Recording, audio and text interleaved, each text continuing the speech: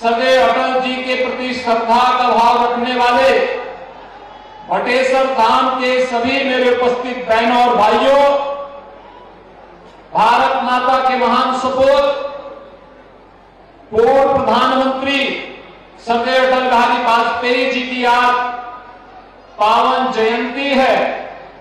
इस अवसर पर पूरा देश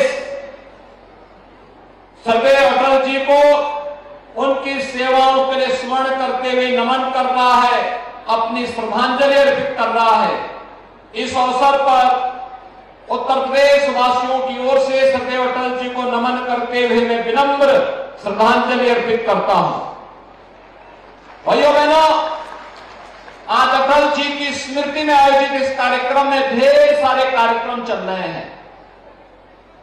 आपने देखा होगा, हम लोग पहले आए, सदैव अटल जी की एक भव्य प्रतिमा का हम लोगों ने अनावरण किया।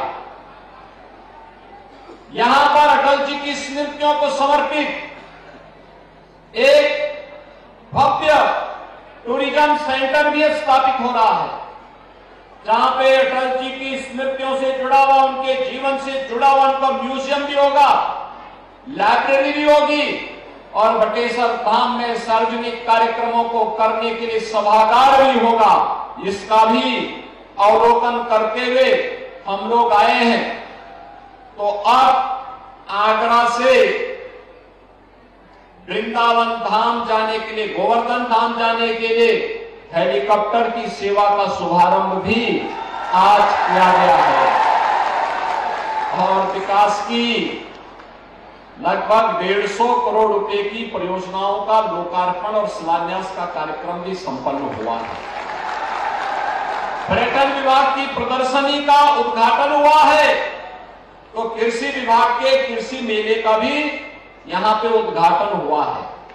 भाइयों बहनों, इन सभी कार्यों के लिए मैं आप सबको हृदय से बधाई देता हूं, आपका अभिनंदन करता हूं।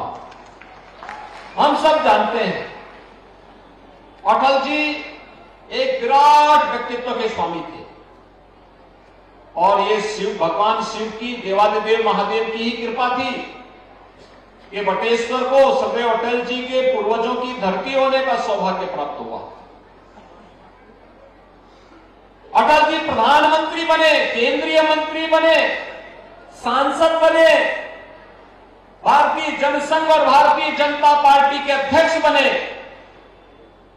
जन्म उनका ग्वालियर में हुआ था, लेकिन बटेश्वर धाम से उनका संपर्क और संवाद निरंतर जीवन पर्यंत बना रहा, क्योंकि उनका जैसा विराट व्यक्तित्व एक बात को कहता था कि छोटे मन से कोई बड़ा नहीं होता और टूटे मन से कोई खड़ा नहीं होता।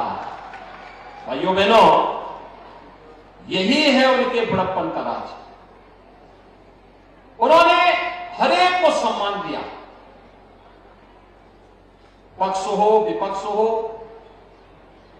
छोटा हो बड़ा हो, देश हो दुनिया हो, समाज के प्रत्येक तबके को साथ लेकर के चलने की प्रवृत्ति भारत की राजनीति के लिए परिवर्तनकारी सिद्ध हुआ।